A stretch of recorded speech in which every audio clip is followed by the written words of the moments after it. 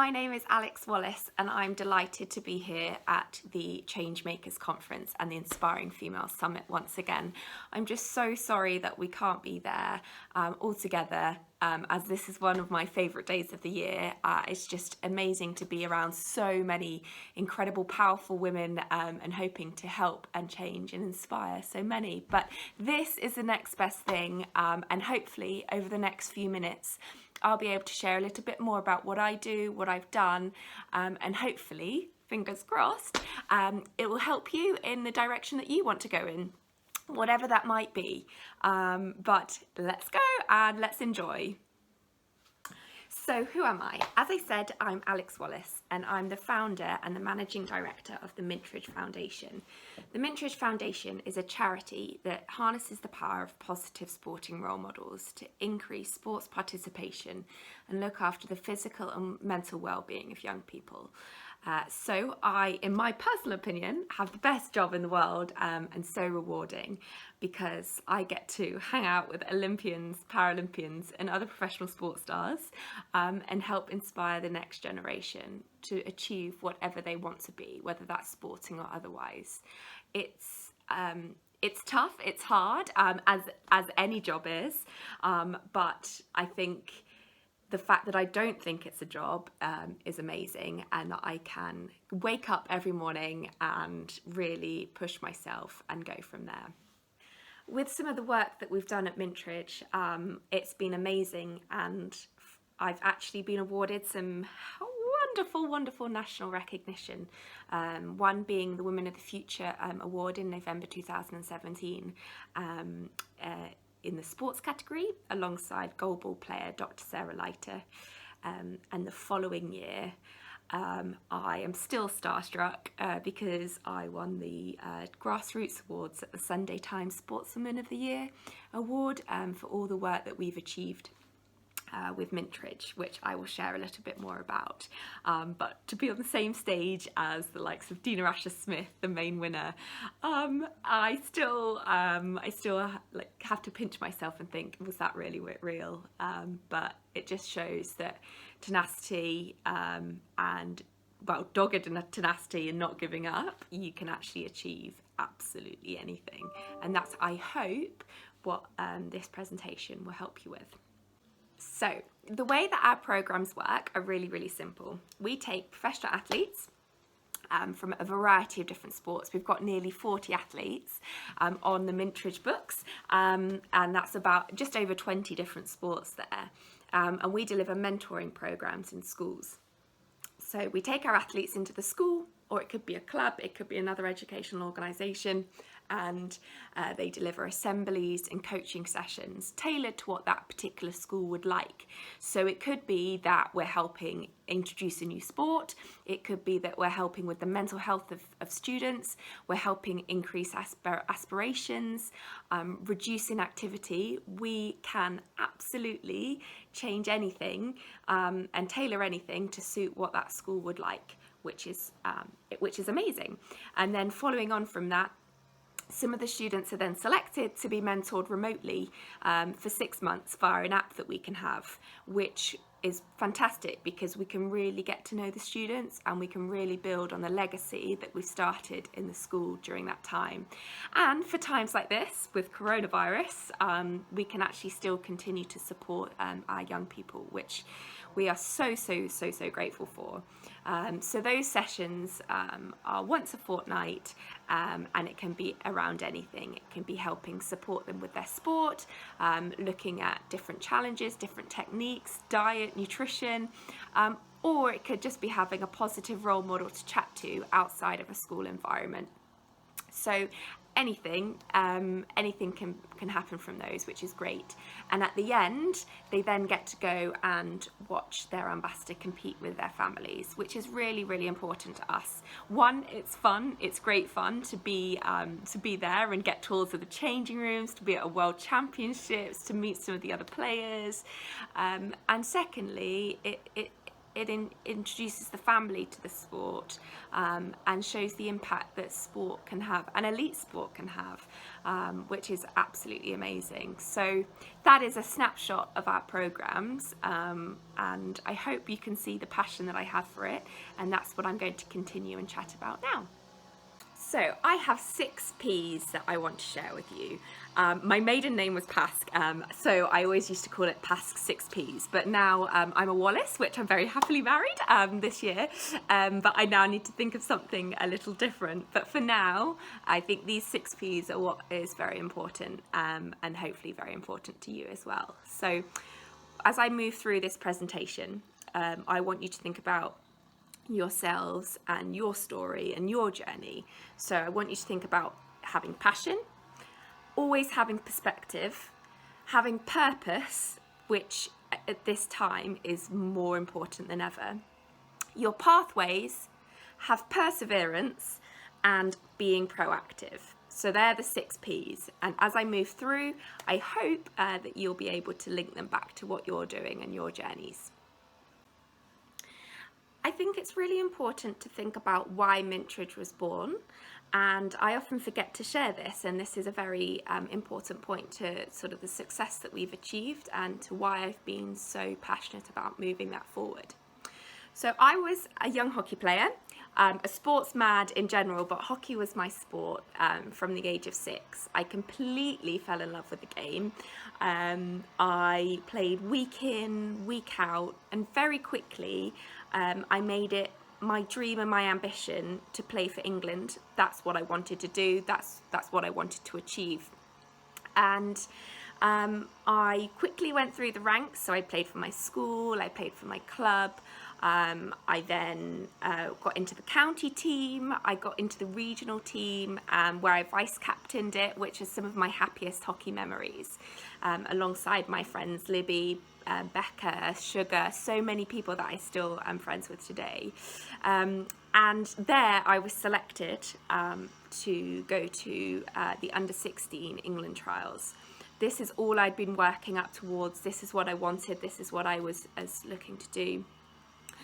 And I suddenly thought, on my way to these trials, I suddenly talked myself out of it.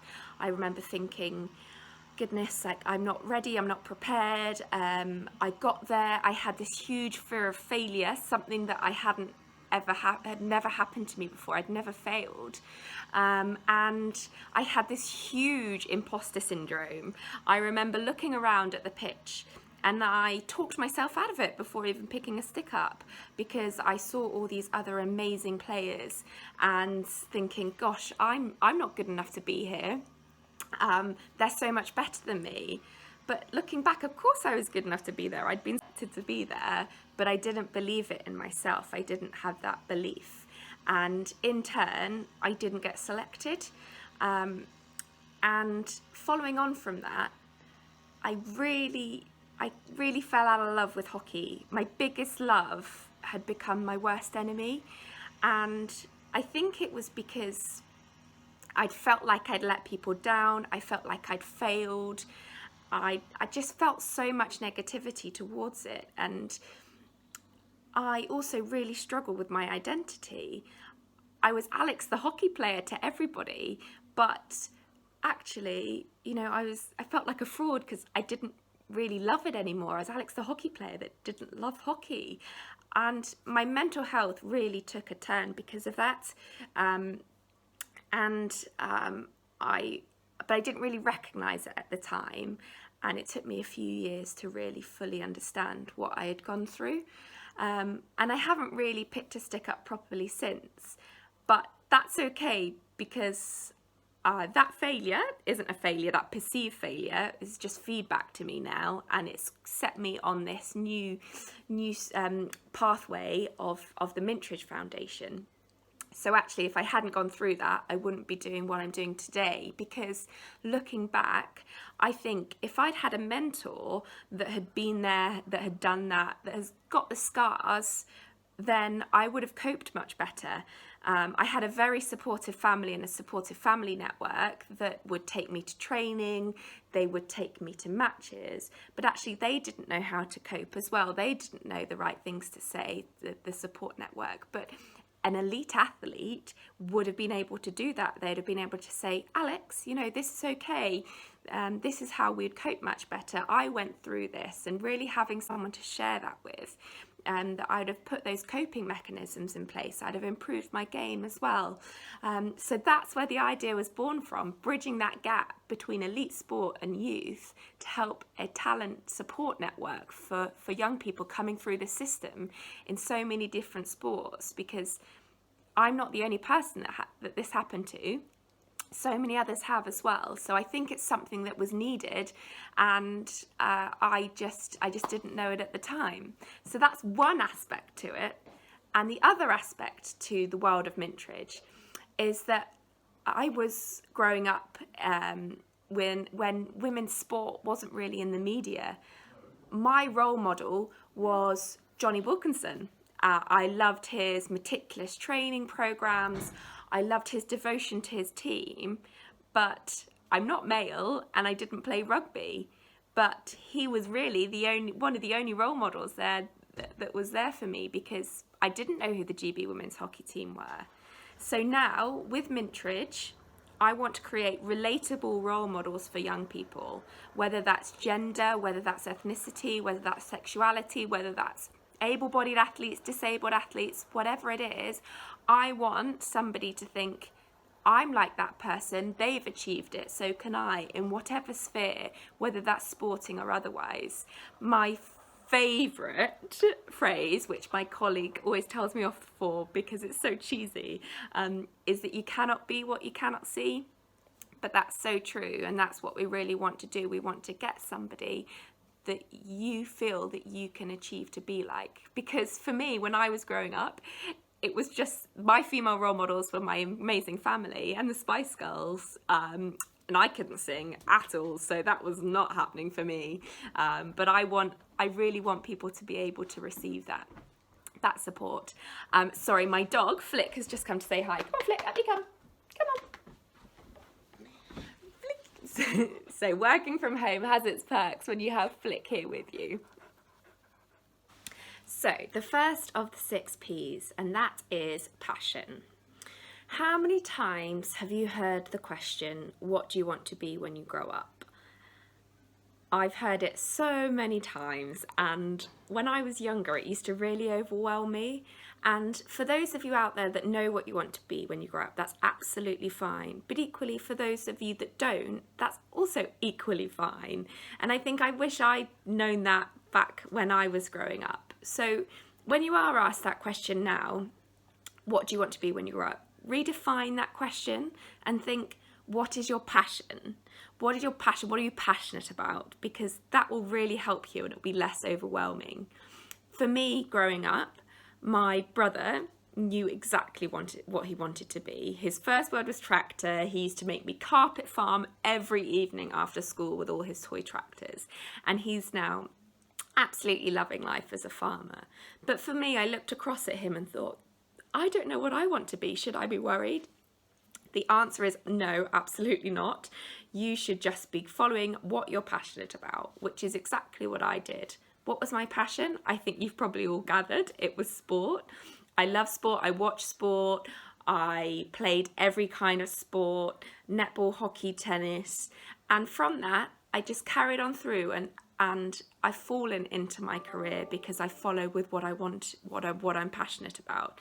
So please don't worry, don't panic. What do you want to be when you grow up? Don't worry about that question.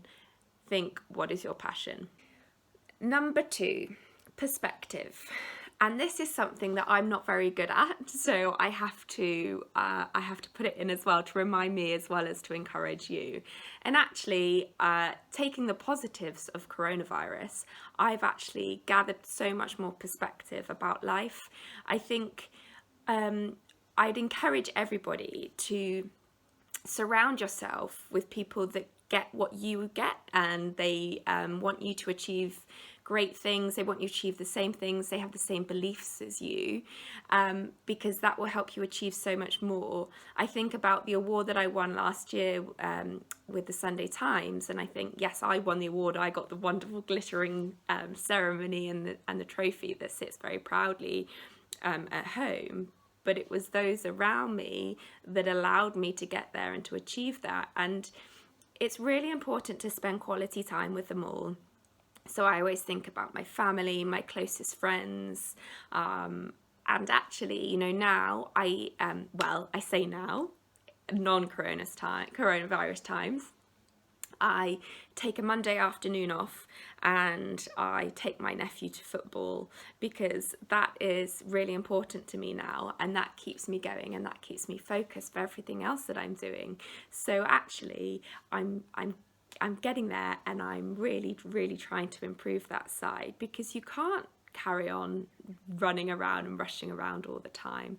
And if you think about the elite athletes that we work with, then if they don't rest and spend quality time with loved ones, then they're not going to achieve those 1% that will help get them on that podium at the World Championships, at the Olympics. Lizzie Simmons, our swimming ambassador, she had a set time in her week that was for rest, and that's what I really try to do now, as well as spending the time with those that I love and surround myself with, because they're helping us, and I hope that I'm helping them as well. But I think at this time it's also really important to remember, yes, to be kind to others and to be kind to those around you, but also be really kind to yourself. And that's not a selfish act. Self-care is really important, and I've learnt the hard way, I think, with my mental health, to be able to look after myself better. And you know, that could be really simple things. It could be turning off your technology at night. It could be going out for a run. It could be doing sport. It could be listening to music. Whatever it is, like, really think about it and a routine that works for you, because otherwise you will burn out. But I think it's really important to have those around you to help you achieve that. And I think as well, having perspective, allow yourself to step back and enjoy what you're doing, enjoy the journey, not just the destination. There's another cheesy quote that I told you I would keep bringing in, and I think I didn't really remember that until the night of the Sunday Times Awards, when I got my hair and makeup done, and I got my a glass of champagne on arrival, and I've never really allowed myself to step back and enjoy what I'm doing, because I'm always focused on the next area. But actually, that was the first sort of realization for me, that I need to enjoy it more, because I love what I do, but I just need to gain that perspective. Number 3, and that is purpose. And as I mentioned earlier, I think that is just so much more important than anything right now, to have purpose in your days and whatever you're doing. But this is about life beyond lockdown as well. And one of the best things that was ever said to me was from one of my role models, Pinky Lilani, who is the founder of the Women of the Future programme and the awards. And she said, "Find something that is more important than yourself and devote your life to it." And for me, that is exactly what I've done. Yes, I had an incredibly negative experience with my hockey, but from that, I found purpose in that I'm able to move forward and help young people. I had one negative experience, but we've now impacted 50,000 students, which wouldn't have happened if I hadn't had that as well. So that is really my purpose, and my purpose is to give back to the younger generations, like your lovely selves. So really think about that for yourselves. What's your purpose with what you want to do with your day-to-day and with your future career? You know, for me, it's sport and giving back, but that doesn't mean that is for you as well. It could be absolutely anything. It could be within the environment, it could be within arts and culture. Just really think about it. But to have purpose is number 1.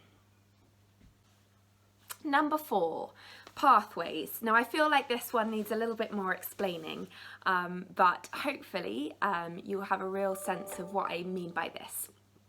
So When I was at school, I left at 18 after A-levels and went travelling, and then went on to university.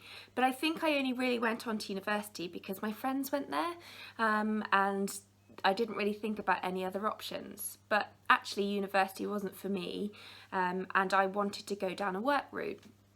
So I dropped out after a short period of time, which I was really nervous about to start with, because I really wanted to be a high achiever, and I felt like dropping out of university wouldn't necessarily be the right thing, but it was absolutely the right thing for me, and it's really set me on the pathway to where I want to go now. So that's okay for me. My pathway was very different to my best friend, and I just really want you to think about what you want to do as an individual, and that will make you happiest and the most successful. So my best friend went on to university straight away. She got her degree, and she then got a fantastic job in London, and I'm absolutely over the moon for her. But that would not be success for me. Success is very, very different, and we all take different pathways, no matter what that is. And I think about that in so many different avenues. My network is my net worth. Another cheesy quote for you. And it's so important to know that. So all of my friends around me, one example, my friend Emily, we used to sit next to each other in class at school. She was so incredibly talented at art. And I remember thinking, well, we'll never cross paths in our working lives. But when I first started Mintridge, I didn't have that many contacts. I needed to pull upon those people that knew me. And actually, Emily was one of the first people to do that. She designed my first logo, which was amazing. Really cherish everyone around you and think about what you can do with each other. My friend Rob, he went on to do medicine at university, but we've created a sport and first aid program together and gone into schools. I've had friends that went into teaching, and again, in the early days of Mintridge, I needed people that trusted me to build case studies and go from there.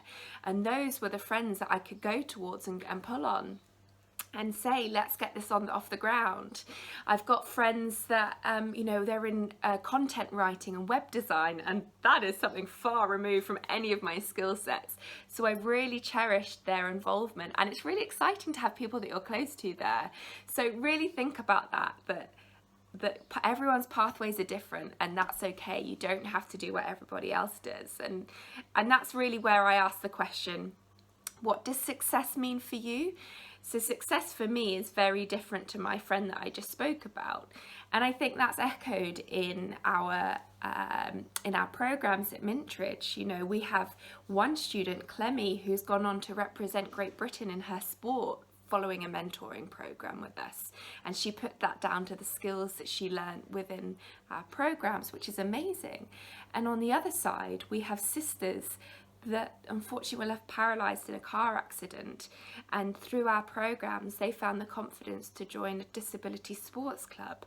So they are incredibly different stories, but that is success in very different ways, but it means exactly the same to each of them. So what does success mean for you? And think about different pathways. Number 5 is perseverance, and I have to remind myself about this all the time. So I often worry, and I'm really conscious that the charity might not be where we want it to be. It might not be achieving the targets, whether that's for programs per an academic term, the fundraising targets in a particular area. Particularly at the moment, we've been really hit by that. And I think, right, what did I say earlier? What were those key words that I said? Failure is just feedback. So whenever we have a setback, whenever we don't quite reach what we wanted to, failure is just feedback, and I must persevere. And that's so much, it's so easy to say that, and it's a lot easier said than done. But I try to remind myself of 2 individuals. one of which is Steve Jobs, the creator of Apple. So I might have a concern about, say, a couple of months, 3 or 4 months with the charity. And I look to Steve Jobs, and it took him 20 years to succeed with Apple. And look where that company and that corporation is now. So 4 months is okay. And I just have to remember that I'm learning from everything, and I'm using it as experience for the next setback, the next challenge, whatever it might be, that will enable us to grow as a charity. So Steve Jobs is one. And another one of my super wonderful sporting role models is the one and only Nick Skelton. Nick Skelton won his first gold medal at the age of 58 in Rio 2016. He is a show jumper. And he had setback after setback after setback, injury after injury, and yet he was still able to come back, to persevere. It would have been so easy for him to say, you know, I've achieved my goal, I've got to the Olympics, but he kept going, and at his 7th Olympics he eventually got there and got that gold. So two incredible men that I really think help me on a daily basis. But then there's those that are closer to me as well, those ambassadors that I'm fortunate enough to spend so much time with here at Mintridge. We might see these Olympic athletes on our screens for 10, 20 seconds when they run their race every 4 years. But what we don't see is what's going on in the background. It's the injuries, it's the lack of funding, yet their perseverance still shines through and gets them to where they are. And I just think that's phenomenal, and it's something that I really cherish to have so near to me, that it keeps reminding me what I need to be doing. So that's number 5, perseverance. Last, but by certainly no means least, and number 6, it's about being proactive. So everything that I've shared with you and the achievements that we've got to with Mintridge, it's all about how proactive we have been. I'm all about making a noise and saying yes to opportunities. We're in such a privileged position with technology, with social media, that we can share our messages so easily, and that's all I've done with Mintridge. I've shouted about the great work that we've been doing, and in turn that's opened so many doors, and it's now, you know, enabled us to be a media partner with the Sunday Times. You know, elements like that, it's just crazy. I've got no special contacts in government. I'm just little old me, Alex from Northamptonshire, and I got to sit in front of Tracy Crouch, who was the former Minister for Sport. Yet, how did I get there? I wrote a letter to my local MP sharing about the good news and the impact and the case studies that we have at Mintridge. That's all I did, and that's in turn got me introductions at Sport England and really helped grow the charity. I went to the Queen's 92nd birthday. I've been invited to a garden party at Buckingham Palace. All these things. There's absolutely nothing special about what I've done. I've just shouted about it and made sure that people are hearing the good news that we've done. So that's really, really important. But as well as that side about shouting what you're doing, I'm always thinking about how I can better myself and how we can better the charity. It's so easy to sit back and say, you know, it's working well, it's successful, but actually I need to keep improving. I need new people coming in, giving new ideas, which is why I cherish my colleague Katie so much. I look at, you know, Michael Phelps, one of the most decorated Olympians, and he obviously has an amazing talent for swimming, but what I love about him is how he gets those little 1% extras, and that's by thinking, how can he better himself from his rivals? He goes out, he trains on Christmas Day, things like that, and that's what I'm always thinking about. I'm always trying to better myself, and I think that's what I was like at school. I was always the winner of the Endeavour Prize.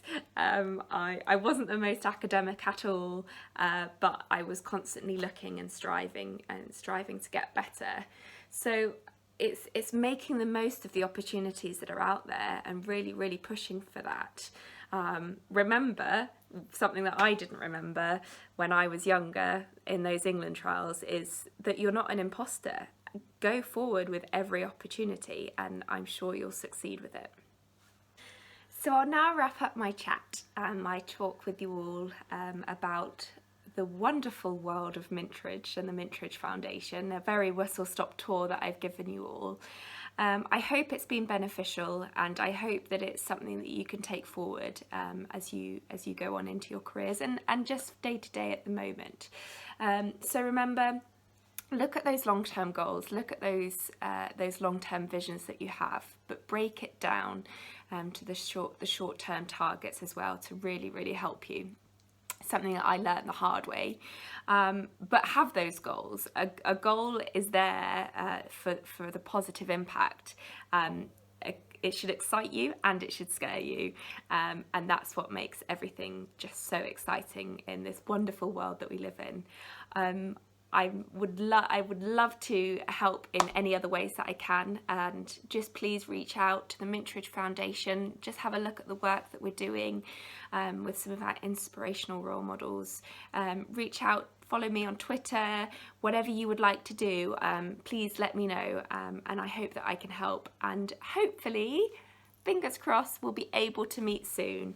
But enjoy the rest of this action-packed day. You are so lucky and fortunate to have all these amazing women sharing their stories and their messages with you. But for now, thank you very much from me. Bye.